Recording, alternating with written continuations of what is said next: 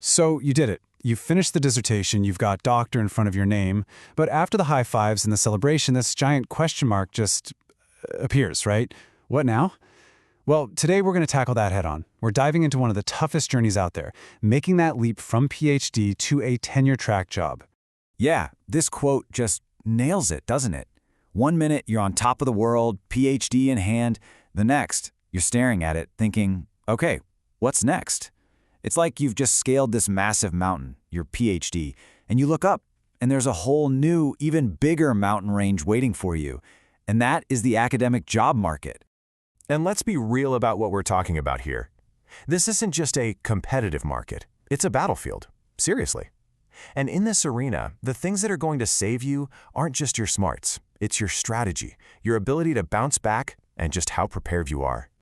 So that now what moment? That's basically the starting pistol for your own personal campaign. Look, it's a journey that's going to throw a ton of applications and, let's face it, rejections at you. But, and this is a big but, if you know how to navigate this tricky terrain, the opportunities on the other side are absolutely incredible.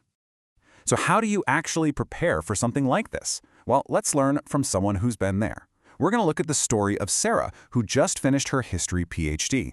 Her experience is a perfect example of a huge mistake that a lot of really smart people make right out of the gate. And here it is, the classic mistake. Sarah had amazing publications, her research was top-notch, but she found out the hard way that in a super crowded field, having great work just isn't enough. It won't get you noticed on its own, not anymore.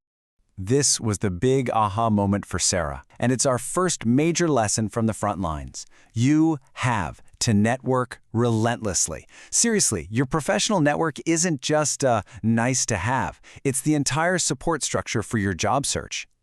Okay, so how'd she actually do it? She had this three-part attack plan. First, she hit the conferences to actually meet people face-to-face.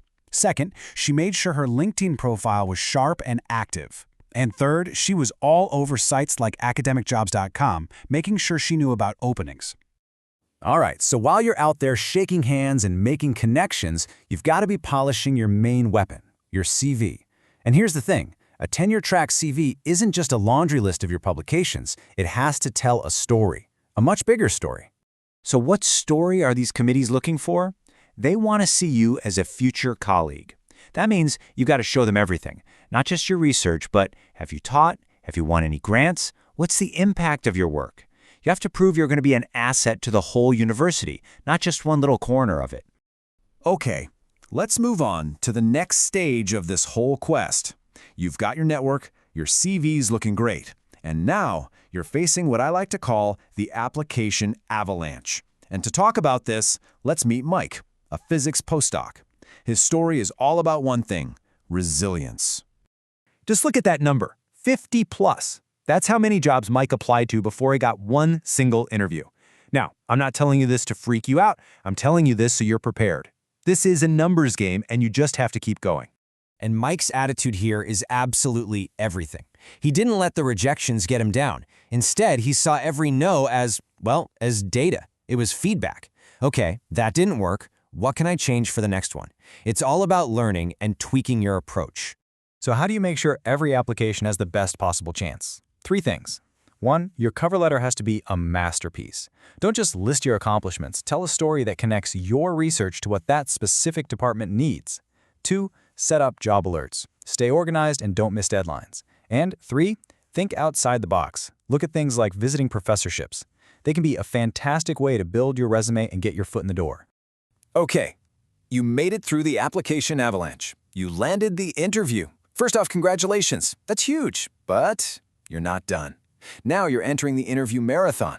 To figure this out, let's turn to Emily, a chemistry PhD, and see how she totally nailed the super intense campus visit.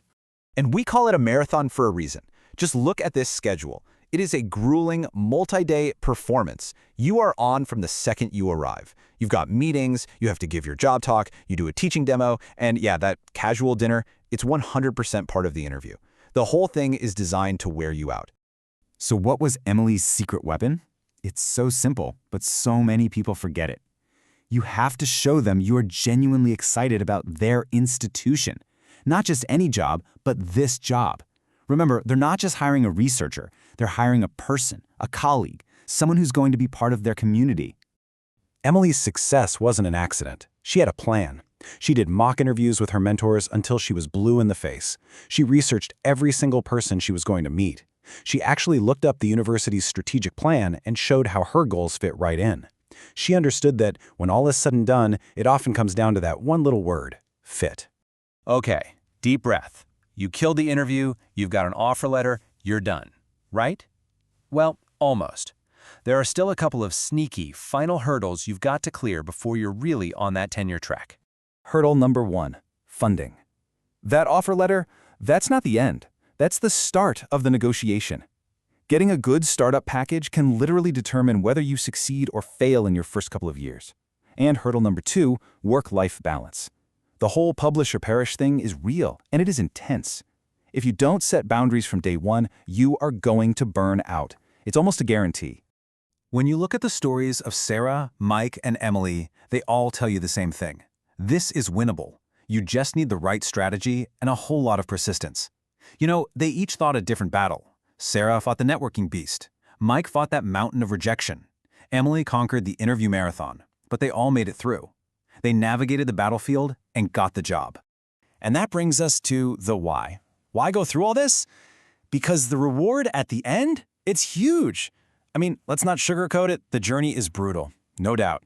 But the destination? Getting to a place where you have the freedom to chase your own research ideas, to guide the next generation of students, to really make your mark, it's absolutely transformative. So, that's what we'll leave you with.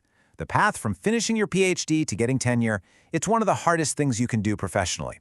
So now that you know what's involved, you've got to ask yourself, is that incredible destination really worth the fight? And, well, that's a question only you can answer.